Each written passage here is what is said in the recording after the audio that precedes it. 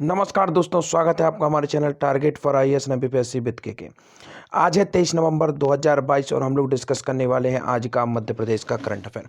बहुत कुछ इंपॉर्टेंट हम यहाँ पर डिस्कस करने वाले हैं, जैसे कि दोस्तों शिल्प गुरु सम्मान से किसे सम्मानित किया जाएगा। काफ़ी अधिक और मोस्ट वैल्यूएबल यह क्वेश्चन होने वाला है, तो इसे हमें यहाँ पर डिस्कस करना है। शिल्प गुरु सम्मान से किसे सम्मानित किया जाएगा, इसके साथ ही साथ और भी अन्य इंपॉर्टेंट करंट अफेयर के फैक्ट हम यहाँ पर डिस्कस करेंगे। तो चलिए शुरू करते हैं विदाउट वेस्टिंग ऑफ टाइम। बहुत बहुत स्वागत है आज का हमारे मध्य प्रदेश के करंट अफेयर में। सबसे अधिक इंपॉर्टेंट क्वेश्चन हमारा निकल कर आ रहा है, मध्य प्रदेश में वर्तमान में कितने स्टार्टअप कार्य कर रहे हैं। काफी अधिक इंपॉर्टेंट है, आप सभी को मालूम होना चाहिए। लगातार मुख्यमंत्री शिवराज सिंह चौहान जी द्वारा जो ग्लोबल इन्वेस्टर समिट इंदौर में आयोजित होना है 2023 में, उसको लेकर स्टार्टअप्स को प्रमोट किया जा रहा है। और उसी दौरान मध्य प्रदेश जनसंपर्क मंत्रालय के माध्यम से यह डाटा रिलीज किया गया है स्वयं मुख्यमंत्री शिवराज सिंह चौहान जी की तरफ से कि मध्य प्रदेश में वर्तमान में कितने स्टार्टअप कार्यरत हैं। तो आपका ऑप्शन नंबर 1 है 2500 स्टार्टअप, 1000, 2000 या फिर 300 स्टार्टअप। इसका राइट आंसर है दोस्तों आपका option number 1, 2500 startup Madhya Pradesh में वर्तमान में क्या है, कार्यरत है। तो आपको याद रखना है, काफी अधिक इंपॉर्टेंट यह हो जाता है। और इसमें सबसे अधिक स्टार्टअप मध्य प्रदेश के किस शहर में कार्यरत हैं, वह है आपका इंदौर। जी हाँ दोस्तों, इंदौर में वर्तमान में सबसे अधिक स्टार्टअप कार्यरत हैं, क्योंकि यह मध्य प्रदेश की इकोनॉमिक कैपिटल भी कही जाती है और अब हाल ही में आईटी के सेक्टर में भी काफी अधिक आगे बढ़ रही है।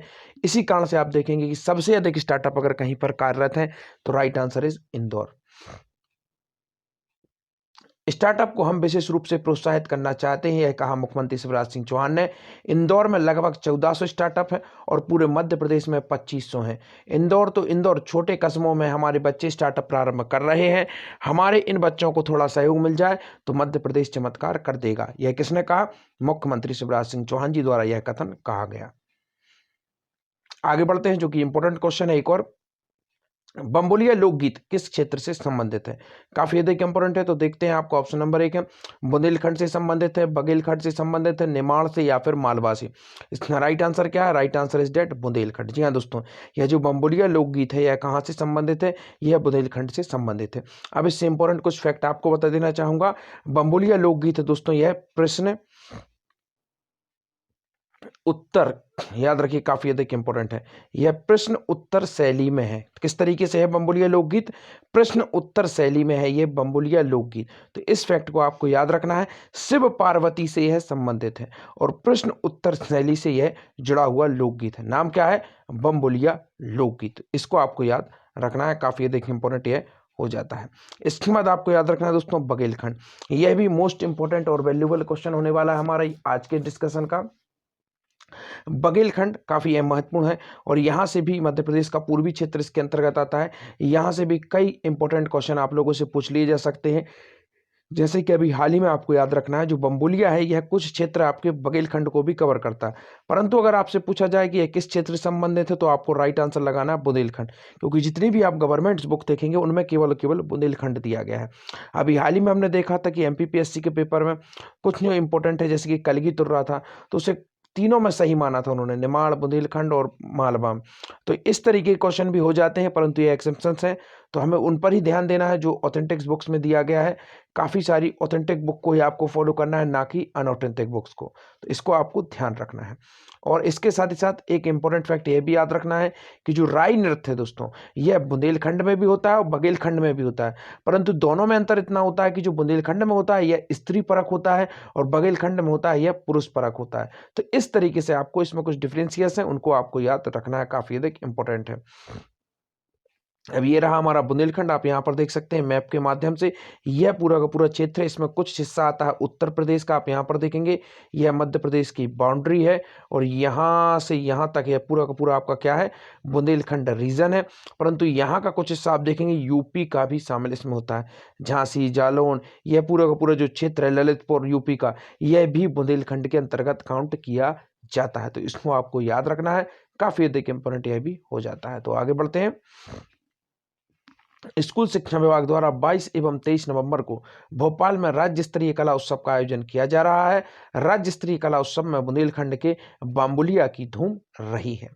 इसके आगे बढ़ते हैं, देखते हैं मध्य प्रदेश मत्स्य महासंघ को कितने लाख रुपए का राष्ट्रीय स्तर का पुरस्कार मिला। आपका ऑप्शन नंबर 1 है 5 लाख रुपए का, 6 लाख रुपए का, 7 लाख रुपए का या फिर 1 लाख रुपए का। इसका राइट आंसर है 5 लाख रुपए का पुरस्कार मिला है।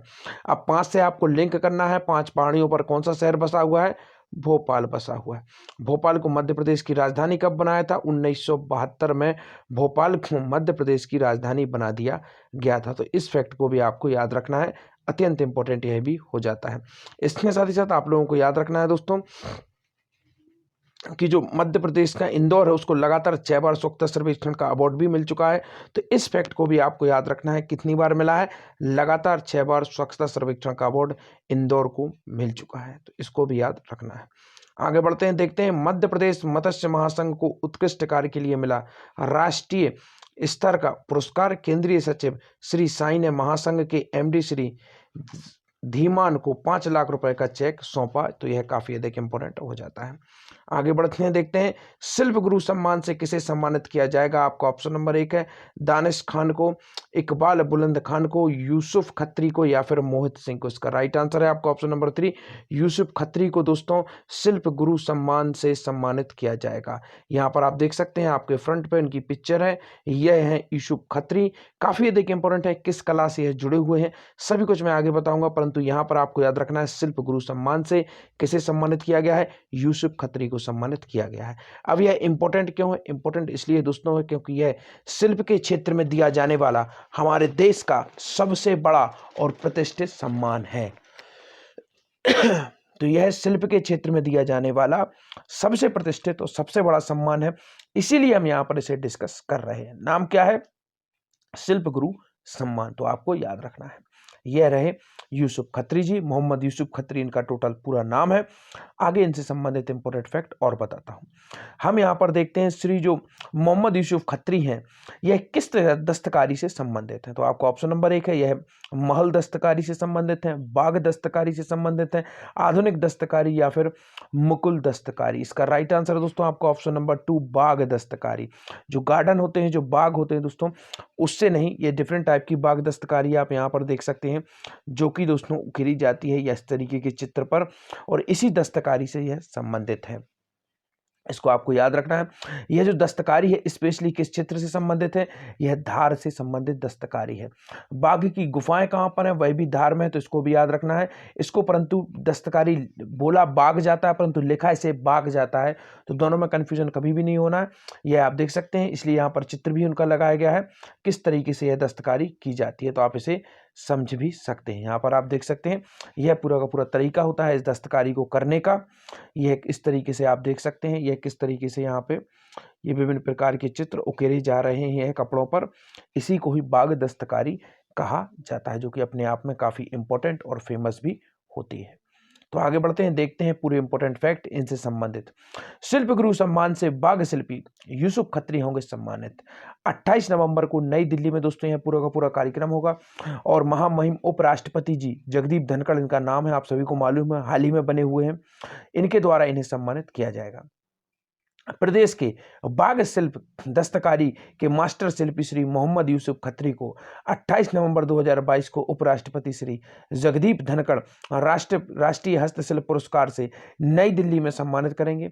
भारत सरकार वस्त्र मंत्रालय द्वारा विज्ञान भवन में आयोजित किया जाएगा यह पूरा का पूरा कार्यक्रम में वर्ष 2017, 18, 19 के पुरस्कार प्रदान किए जाएंगे। 3 वर्ष के पुरस्कार हैं जो कि इसके अंतर्गत पुरस्कार सम्मानित किए जाएंगे।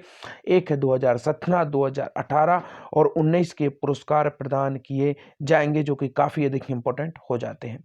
तो आगे बढ़ते हैं, शिल्प गुरु सम्मान से सम्मानित होंगे मोहम्मद यूसुफ खत्री। मध्य प्रदेश के धार जिले के बाग में एकमात्र शिल्पी श्री मोहम्मद यूसुफ खत्री को यह अवसर प्राप्त हुआ। तो आप समझ सकते हैं काफी अधिक इंपॉर्टेंट है, एकमात्र यही शिल्पी हैं जिन्हें यह अवसर प्राप्त हुआ है कि उन्हें यह अवार्ड मिले। शिल्पियों को ताम्रपत्र, प्रमाण पत्र, साल और गोल्ड मेडल के साथ 2 लाख रुपए का नगद पुरस्कार दिया जाएगा। उल्लेखनीय है कि हस्तशिल्प के क्षेत्र में शिल्प गुरु सर्वोच्च सम्मान है। तो मैंने आपको शुरू में ही बताया था, यह जो शिल्प गुरु सम्मान है यह सर्वोच्च सम्मान है शिल्प के क्षेत्र में। और एक और इंपॉर्टेंट फैक्ट आपको याद रखना है कि मध्य प्रदेश के धार जिले के बाग में एकमात्र शिल्पी श्री मोहम्मद यूसुफ खत्री को यह अवसर हासिल हुआ है। तो कितना अधिक मोस्ट इंपॉर्टेंट यह क्वेश्चन है। इसको आगे भी विभिन्न प्रकार के जो एग्जाम्स हैं आपके, आप सभी को मालूम है, पटवारी एग्जाम भी आ चुका और उसमें अच्छा खासा वेटेज जीएस के लिए रखा गया है। एमपी जीएस से संबंधित क्वेश्चन भी काफी बड़ी मात्रा में आप लोगों को पूछे जाएंगे, तो उनको भी आपको डिस्कस करना है, उनको भी आपको वहां पर डीपली तरीके से देखना होगा। आज के आपके क्वेश्चन है, गाय के गोबर से ज्वेलरी बनाने के लिए कौन सी संस्था प्रसिद्ध है और विनोद कनौरिया अवार्ड से किसे सम्मानित किया जाएगा। यहाँ पर आपको बताना चाहूंगा, एक जिला एक उत्पाद काफी अधिक इंपॉर्टेंट है, उसको जरूर आप रिवाइज करिए। लिंक डिस्क्रिप्शन में है, यहीं पर, वहां से आप वीडियो को देख सकते हैं। सबसे लास्ट में आप डिस्क्रिप्शन में जाएंगे, वहां पर आपको वीडियो का लिंक मिल जाएगा। और जरूर एक जिला एक उत्पाद देखिए, काफी इजी वीडियो, उसमें हमने ट्रिक के माध्यम से इस पूरा का पूरा कवर किया है। आप यकीन मानिए कभी भी आप इसे भूल नहीं पाएंगे। Thank you so much watching this video.